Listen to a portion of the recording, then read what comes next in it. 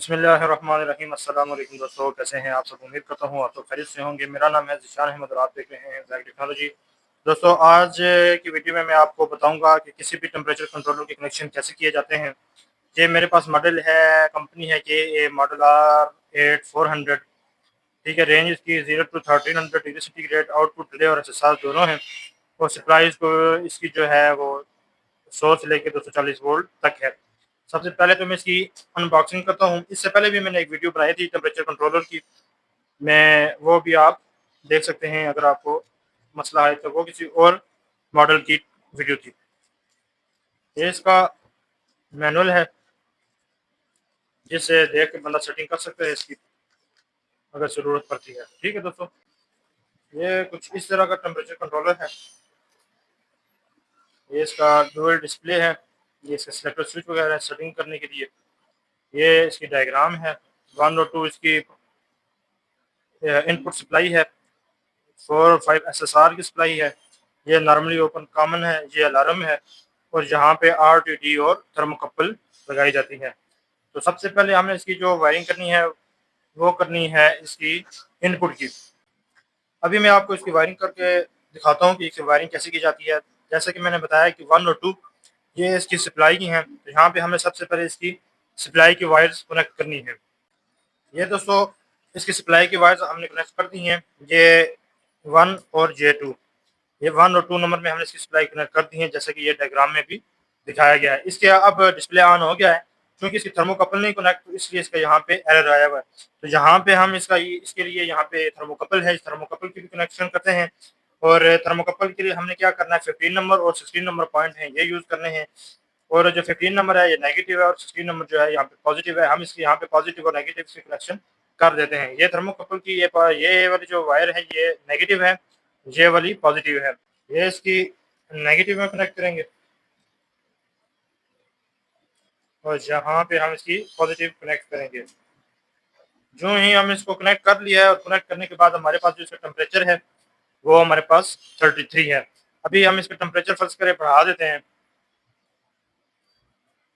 3 से हम इसको 35 करेंगे तो ये आउट दे देगा। ठीक है, अब इसके बाद जो है जो एक और चीज़ हमने इसके साथ कनेक्ट करनी है वो है एसएसआर। हमारे पास ये एसएसआर है, इस एसएसआर के कनेक्शन भी हमने इसके साथ करने हैं। ये एसएसआर जो है ये 3 से 32 वोल्ट के दरमियान ऑपरेट होती है। और ये यहाँ पे आप देखेंगे इसके 4 नंबर और 5 नंबर पॉइंट जो है, ये 3 नंबर पॉइंट खाली है, 4 और 5 नंबर पे एसएसआर कनेक्ट होती है। और इसके एसएसआर के कनेक्शन भी कैसे किए जाते हैं ये भी मैं आपको करके दिखा देता हूँ। सबसे पहले हमने इसकी पॉजिटिव कनेक्ट की और ये यहाँ पे इसकी नेगेटिव कनेक्ट की है। ये हमने इसकी यहाँ पे नेगेटिव कनेक्ट कर दिया है। जो ही ये आप एक दफ़ा फिर देख रहे हैं कि यह यहाँ पे एसएसआर कनेक्शन है प्लस और ये माइनस। इसी तरह हमने यहाँ पे 4 नंबर पॉजिटिव, 5 नंबर नेगेटिव, ये यहाँ पे हमने इसको कनेक्ट कर दिया। अब यहाँ पे हमारे पास ये एसएसआर ऑफ पोजीशन में। अब जो ही हम इसका टेम्परेचर थोड़ा बढ़ाएंगे, ये इसका टेम्परेचर हमने बढ़ा दिया तो हमारे पास एसएसआर ऑन पोजीशन में आ गई है। अब यहाँ पे आगे इसका हम लोड लगाएंगे। हम किसी भी किस्म का यहाँ पे लोड लगाएंगे तो या हीटर लगाएं, बल्ब लगाएं, मोटर लगाएं, किसी कंडक्टर की कॉइल के कनेक्शन करें, ये यहाँ पे आप इसको इजीली कर सकते हैं। ठीक है दोस्तों, यहाँ तक बात समझ आ गई। अब इसके बाद जो हमने कनेक्शन करने हैं वो है हमारे पास ये मैग्नेटिक कॉन्टेक्टर। अक्सर इंडस्ट्री में, अक्सर फैक्ट्रियों में, मशीनों में हीटरों के साथ जो कनेक्शन किए जाते हैं वो मैग्नेटिक कॉन्टेक्टर के किए जाते हैं, क्योंकि हीटर जो है मोस्टली ज़्यादा एम्पेयर ले रहे होते हैं, ज़्यादा उनकी कंजप्शन होती है, इसलिए लॉन्ग टाइम के लिए और हैवी लोड के लिए हम वहाँ पे कॉन्ट्रैक्टर का इस्तेमाल करते हैं। अब कॉन्ट्रैक्टर के कनेक्शन कैसे करते हैं ये भी मैं आपको इस वीडियो में दिखाता हूँ। फाइनली दोस्तों, अब इस कॉन्ट्रैक्टर के भी कनेक्शन हमने यहाँ पे कर लिए हैं। अब आपको मैं इसका समझा देता हूँ कि सबसे पहले तो आप ये डायग्राम देखिए, 6 नंबर, 7 नंबर और 8 नंबर।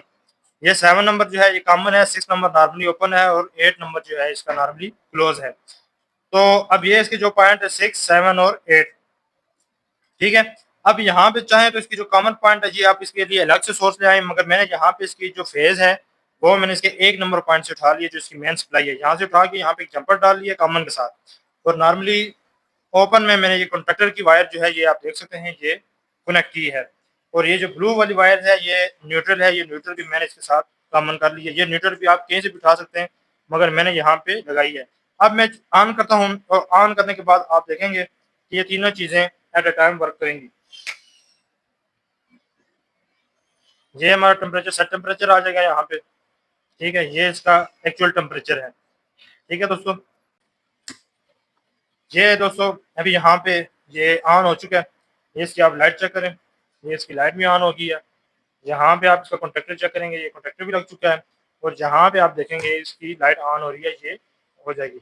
अब इसकी यहाँ पे हम इसकी मजीद इसका टेम्परेचर जो है वो कम कम करेंगे, ये इसको ऑन नहीं करवाएगा। क्यों किया, तो ये 30 पे सेट किया और ये इसका ये कोयल भी बंद होगी, ये एसएसआर भी बंद होगी और ये इसका कॉन्ट्रैक्टर भी बंद हो गया। अब यहाँ पे एक बात समझने वाली है, वो ये कि आप यहाँ पे एक टाइम में कोशिश करें एक ही चीज़ यूज़ करें, एसएसआर यूज़ करें या कॉन्ट्रैक्टर का इस्तेमाल करें। कॉन्ट्रैक्टर जो है वो हैवी टाइम हैवी ड्यूटी के लिए इस्तेमाल किया जाता है और अक्सर मशीनरी में ये यूज़ किए होते हैं कॉन्ट्रैक्टर वगैरह। और अगर एसएसआर यूज़ किए हुए तो आपने सिर्फ ये टेम्परेचर कंट्रोलर ही उसके साथ लगाना, बाकी आगे एज इट इज़ जो लगा होगा आपने इसी तरह ही लगा लेना है। अगर खुद से तैयार कर रहे हैं तो अगर हैवी ड्यूटी है, 3 फेज इन्वर्टर सॉरी हीटर लगे हुए हैं तो फिर आप कॉन्ट्रैक्टर का इस्तेमाल करें। हाई लोड के लिए यानी 50-60 एम्पीयर के लिए अगर लगे हैं तो फिर आप इस तरह का कॉन्ट्रैक्टर इस्तेमाल करें। नहीं तो 10-12-15 एम्पीयर 10 एम्पीयर तक 15 एम्पीयर तक आप ये एसएसआर भी यूज़ कर सकते हैं।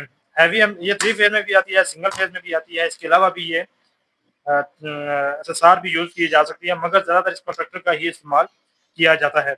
ये बेसिक सी वीडियो थी जिसके बारे में मैं आपको बताना था। और इसके अलावा एक चीज़ और मैं यहाँ पे बता दूँ, यहाँ पे जो अलार्म है ये 9, 10 और 11 ये जो 3 पॉइंट हैं ये भी 3.6, 7, 8 की तरह काम कर सकते हैं, ठीक है दोस्तों। ये भी सेम टू सेम उसी तरह ही काम करेंगे। और यहाँ पे RTD भी लग सकती है यानी PT100, और यहाँ पे ये इसकी थर्मोकपल भी कनेक्ट हो सकती है। ये डिटेल के साथ वीडियो मैंने आपको बता दी है। इस तरह की और वीडियो पहले भी मैंने बनाई है जिसमें मैंने टेम्परेचर कंट्रोलर के बारे में बताया हुआ है कि उसके कनेक्शन कैसे किए जाते हैं, वो भी आप देख सकते हैं।